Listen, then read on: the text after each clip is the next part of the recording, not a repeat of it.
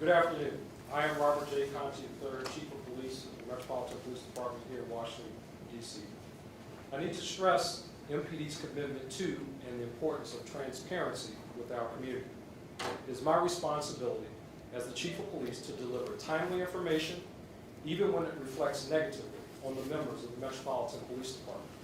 Today's briefing is related to an ongoing internal affairs investigation, and while I can't provide all details currently, as this investigation is still preliminary, I am able to provide enough information that outlines what has occurred and our response. On September 11, 2022, a member of our community made a complaint against MPD officers. An investigation was initiated stemming from this interaction.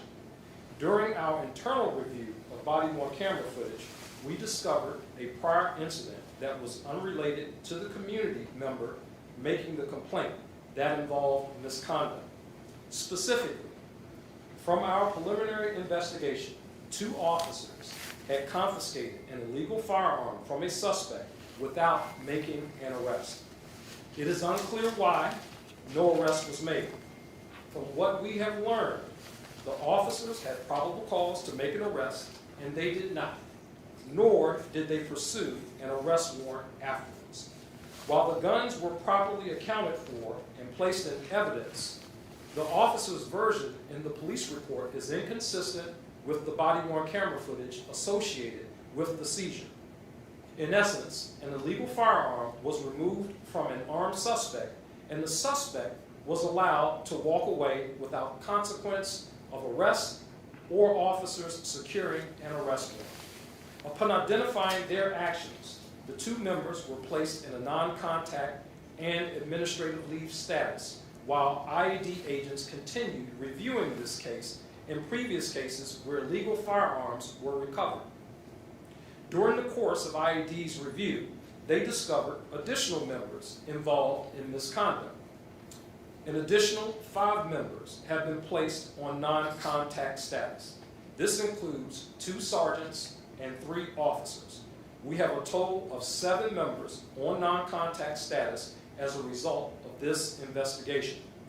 Based upon our review of the past several months and out of an abundance of caution, we feel it is necessary to temporarily reassign additional members of the 7th District Crime Suppression Team while this investigation continues. To ensure the fight against violent crime is not impacted in the 7th District, MPD resources from our Community-Focused Patrol Unit and Violent Crime Suppression Division will be shifted to provide adequate coverage across the 7th District. I want to reassure all members of our community that we are coordinating with the United States Attorney's Office and additional partners to ensure that this investigation is done completely, expeditiously, and thoroughly, and in a way to maintain community trust. Our officers are tasked with the difficult job of removing illegal firearms from the community every day. And while we stress the importance of holding offenders accountable for their actions, we have an obligation to hold our members to a high standard in all that they do. The expectations of our officers is that they make arrests when they have probable cause to make an arrest or secure arrest warrants where appropriate. This matter is serious and will be handled accordingly. This case was initiated due to the diligence of a 7th District management official, and my commitment to the community is that we will continue to be transparent throughout the remainder of this investigation. I can take any questions that you might have at this point. Yes, Chief, right here. So the other 5 officers, sergeants and then officers, they also were involved with seizing weapons and not arresting individuals. Can you be a little more clear about these other officers? So the additional 5 that we're talking about today are 2 supervisors, 2 sergeants, and 3 officers. And so far, what we have identified is that these members were also engaged in similar acts of misconduct. Chief, just to be clear, we're talking, you described a situation in which a suspect who had an illegal firearm was arrested. Do we believe that there's a plurality of that there are more cases than that just one? So what I'm saying is that in these cases, the suspect was not arrested, and the suspect should have been arrested. The firearm was taken and placed into evidence. However, the suspect was allowed to go free. And that's just not the way that we conduct business here in the Metropolitan Police Department. Our responsibility is to enforce the laws. And obviously, judges and juries, they have a responsibility for adjudicating those matters. And in these cases, we feel that that process did not take place. But one case we're talking about, one case. No, so there's one case, the first case that involves the two officers who were initially put off in a non-contact status. Subsequent to that, our Internal Affairs Division has done a several-month review of cases of other cases where firearms were recovered. And in these cases, and could be right now, I mean, I don't want to say, I don't know exactly how many that they are, but it's less than double-digit numbers right now. And in these cases, we've identified other members who similarly allow suspects to leave the scene after confiscating an illegal firearm without placing that suspect under arrest and without seeking a warrant for that person's arrest. And were those firearms reported? Were they? Firearms were reported. They were turned into evidence. They are accounted for. The suspects are the ones that are unaccounted for. The suspects were allowed to go free, and they should have been placed under arrest, or at the minimum, an arrest warrant could have been.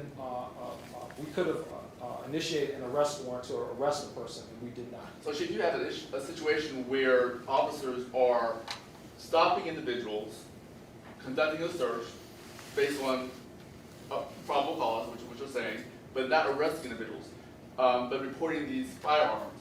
That's so correct. What do you make as the reason why? I can't even speculate as to why that is. That's not the way that we train, it's not the way that I've been trained, and it's not what we expect of our members. We expect our members that when they encounter armed individuals on the street who are in possession of illegal firearms, that those people are taken into custody.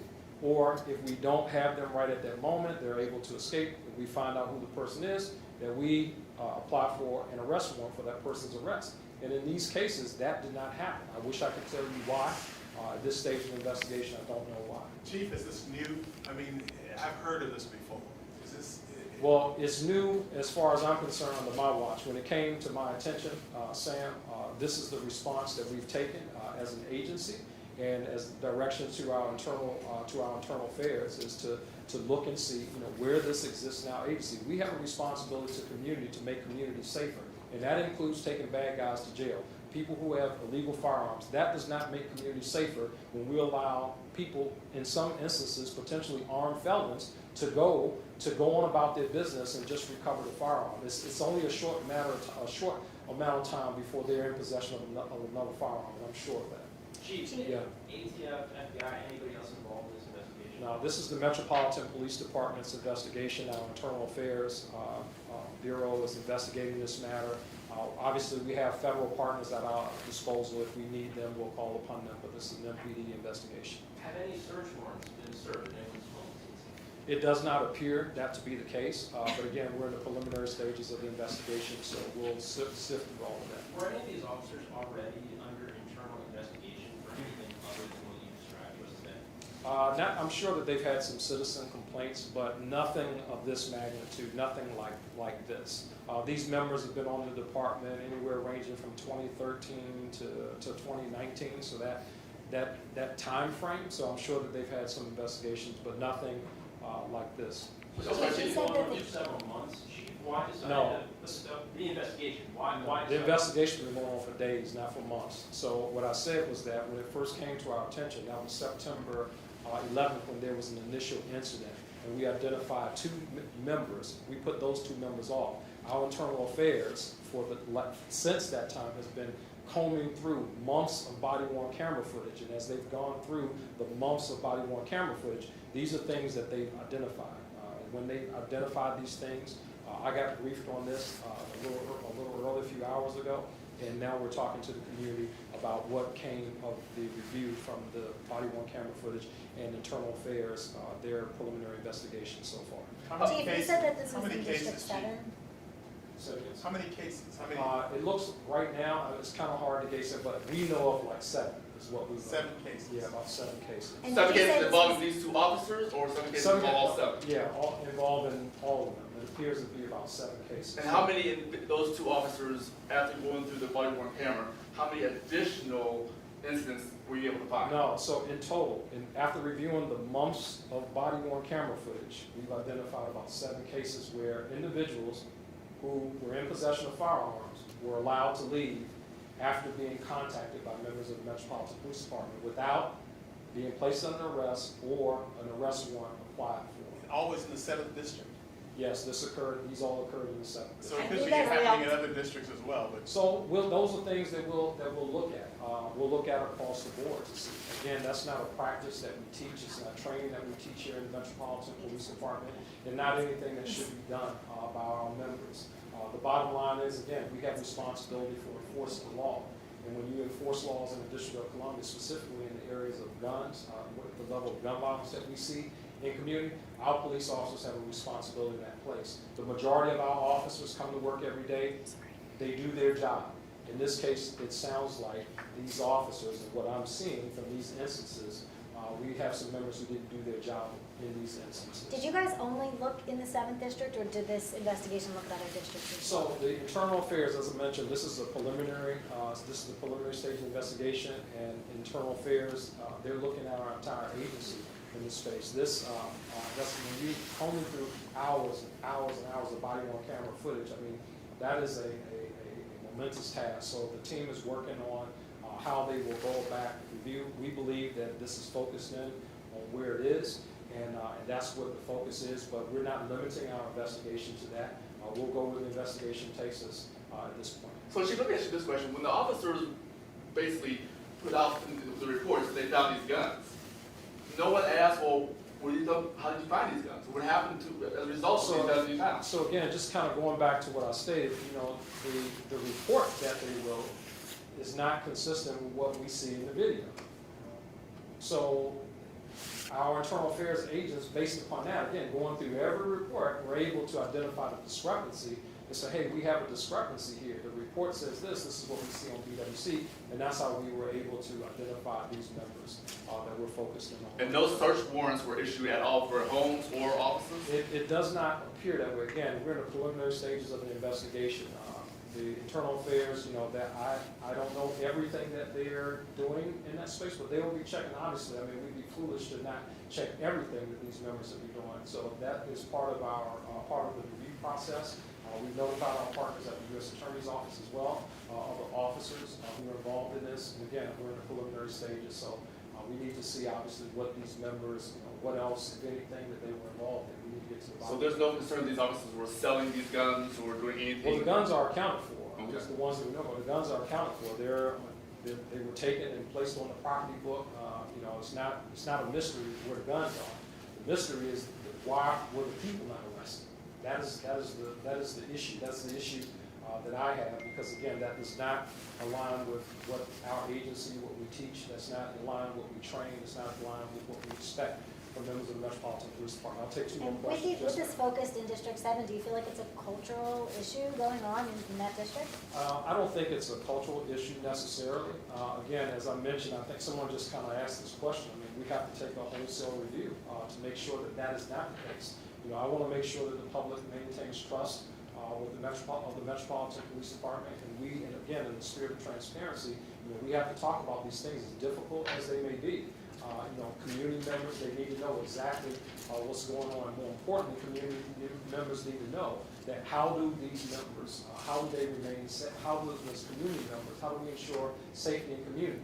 Well, that's a result of shifting resources to make sure that we still have coverage in there. Officers still focused on getting guns the right way, out of the wrong hands in the community. That's our focus. That should be our focus. We want to make sure that we're doing everything the lawful way to make our community safe. What kind of gun was it? The first gun that tipped all this off, what kind of gun was it? Maybe a semi-automatic, I believe. Chief, how do you feel? You frustrated, betrayed? What?